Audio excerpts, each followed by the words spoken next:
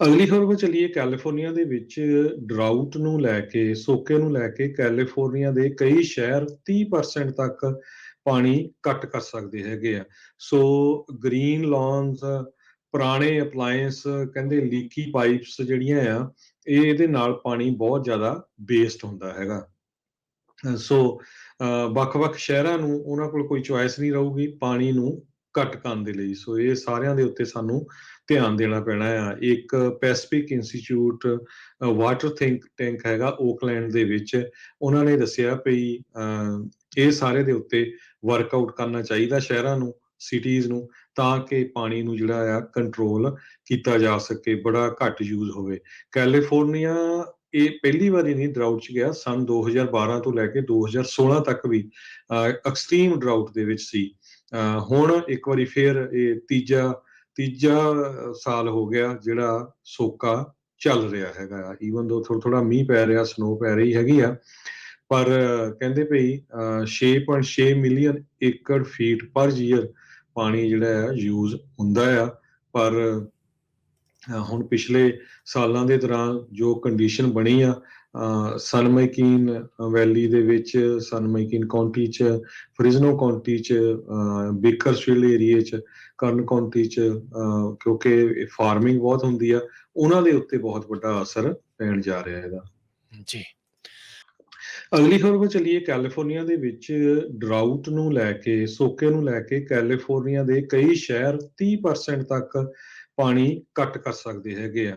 ਸੋ green ਲੌਨਸ, ਪੁਰਾਣੇ appliance, ਕਹਿੰਦੇ ਲੀਕੀ pipes ਜਿਹੜੀਆਂ ਆ, ਇਹਦੇ ਨਾਲ ਪਾਣੀ ਬਹੁਤ ਜ਼ਿਆਦਾ ਵੇਸਟ ਹੁੰਦਾ ਹੈਗਾ। ਸੋ ਵੱਖ-ਵੱਖ ਸ਼ਹਿਰਾਂ ਨੂੰ ਉਹਨਾਂ ਕੋਲ ਕੋਈ ਚੁਆਇਸ ਨਹੀਂ ਰਹੂਗੀ ਪਾਣੀ ਨੂੰ ਘੱਟ ਕਰਨ ਦੇ ਲਈ। ਸੋ ਇਹ ਸਾਰਿਆਂ ਦੇ ਉੱਤੇ ਸਾਨੂੰ ਧਿਆਨ ਦੇਣਾ ਪੈਣਾ ਆ। ਇੱਕ ਪੈਸੀਫਿਕ ਇੰਸਟੀਚਿਊਟ ਵਾਟਰ ਟੈਂਕ ਹੈਗਾ ਓਕਲੈਂਡ ਦੇ ਵਿੱਚ, ਉਹਨਾਂ ਨੇ ਦੱਸਿਆ ਵੀ ਇਹ ਸਾਰੇ ਦੇ ਉੱਤੇ ਵਰਕਆਊਟ ਕਰਨਾ ਚਾਹੀਦਾ ਸ਼ਹਿਰਾਂ ਨੂੰ, ਸਿਟੀਜ਼ ਨੂੰ, ਤਾਂ ਕਿ ਪਾਣੀ ਨੂੰ ਜਿਹੜਾ ਆ ਕੰਟਰੋਲ ਕੀਤਾ ਜਾ ਸਕੇ, ਬੜਾ ਘੱਟ ਯੂਜ਼ ਹੋਵੇ। ਕੈਲੀਫੋਰਨੀਆ ਇਹ ਪਹਿਲੀ ਵਾਰੀ ਨਹੀਂ ਡਰਾਊਟ 'ਚ ਗਿਆ। ਸੰਨ 2012 ਤੋਂ ਲੈ ਕੇ 2016 ਤੱਕ ਵੀ ਐਕਸਟ੍ਰੀਮ ਡਰਾਊਟ ਦੇ ਵਿੱਚ ਸੀ। ਹੁਣ ਇੱਕ ਵਾਰੀ ਫੇਰ ਇਹ ਤੀਜਾ ਸਾਲ ਹੋ ਗਿਆ ਜਿਹੜਾ ਸੋਕਾ ਚੱਲ ਰਿਹਾ ਹੈਗਾ। ਈਵਨ ਦੋ ਥੋੜਾ ਥੋੜਾ ਮੀਂਹ ਪੈ ਰਿਹਾ, ਸਨੋ ਪੈ ਰਹੀ ਹੈਗੀ ਆ, ਪਰ ਕਹਿੰਦੇ ਭਈ 6.6 ਮਿਲੀਅਨ ਏਕੜ ਫੀਟ ਪਰ ਈਅਰ ਪਾਣੀ ਜਿਹੜਾ ਆ ਯੂਜ਼ ਹੁੰਦਾ ਆ। ਪਰ ਹੁਣ ਪਿਛਲੇ ਸਾਲਾਂ ਦੇ ਦੌਰਾਨ ਜੋ ਕੰਡੀਸ਼ਨ ਬਣੀ ਆ ਸਨਮਾਈਕੀਨ ਵੈਲੀ ਦੇ ਵਿੱਚ, ਸਨਮਾਈਕੀਨ ਕਾਉਂਟੀ 'ਚ, ਫ੍ਰਿਜ਼ਨੋ ਕਾਉਂਟੀ 'ਚ, ਬੇਕਰਸਫੀਲਡ ਏਰੀਏ 'ਚ, ਕਰਨ ਕਾਉਂਟੀ 'ਚ, ਕਿਉਂਕਿ ਫਾਰਮਿੰਗ ਬਹੁਤ ਹੁੰਦੀ ਆ, ਉਹਨਾਂ ਦੇ ਉੱਤੇ ਬਹੁਤ ਵੱਡਾ ਅਸਰ ਪੈਣ ਜਾ ਰਿਹਾ ਇਹਦਾ। ਜੀ। ਅਗਲੀ ਖਬਰ ਵੱਲ ਚੱਲੀਏ। ਕੈਲੀਫੋਰਨੀਆ ਦੇ ਵਿੱਚ ਡਰਾਊਟ ਨੂੰ ਲੈ ਕੇ, ਸੋਕੇ ਨੂੰ ਲੈ ਕੇ ਕੈਲੀਫੋਰਨੀਆ ਦੇ ਕਈ ਸ਼ਹਿਰ 30% ਤੱਕ ਪਾਣੀ ਕੱਟ ਕਰ ਸਕਦੇ ਹੈਗੇ ਆ।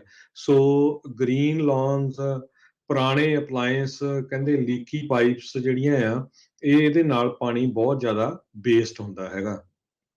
ਸੋ ਵੱਖ-ਵੱਖ ਸ਼ਹਿਰਾਂ ਨੂੰ ਉਹਨਾਂ ਕੋਲ ਕੋਈ ਚੁਆਇਸ ਨਹੀਂ ਰਹੂਗੀ ਪਾਣੀ ਨੂੰ ਘੱਟ ਕਰਨ ਦੇ ਲਈ। ਸੋ ਇਹ ਸਾਰਿਆਂ ਦੇ ਉੱਤੇ ਸਾਨੂੰ ਧਿਆਨ ਦੇਣਾ ਪੈਣਾ ਆ। ਇੱਕ ਪੈਸੀਫਿਕ ਇੰਸਟੀਚਿਊਟ ਵਾਟਰ ਟੈਂਕ ਹੈਗਾ ਓਕਲੈਂਡ ਦੇ ਵਿੱਚ, ਉਹਨਾਂ ਨੇ ਦੱਸਿਆ ਵੀ ਇਹ ਸਾਰੇ ਦੇ ਉੱਤੇ ਵਰਕਆਊਟ ਕਰਨਾ ਚਾਹੀਦਾ ਸ਼ਹਿਰਾਂ ਨੂੰ, ਸਿਟੀਜ਼ ਨੂੰ, ਤਾਂ ਕਿ ਪਾਣੀ ਨੂੰ ਜਿਹੜਾ ਆ ਕੰਟਰੋਲ ਕੀਤਾ ਜਾ ਸਕੇ, ਬੜਾ ਘੱਟ ਯੂਜ਼ ਹੋਵੇ।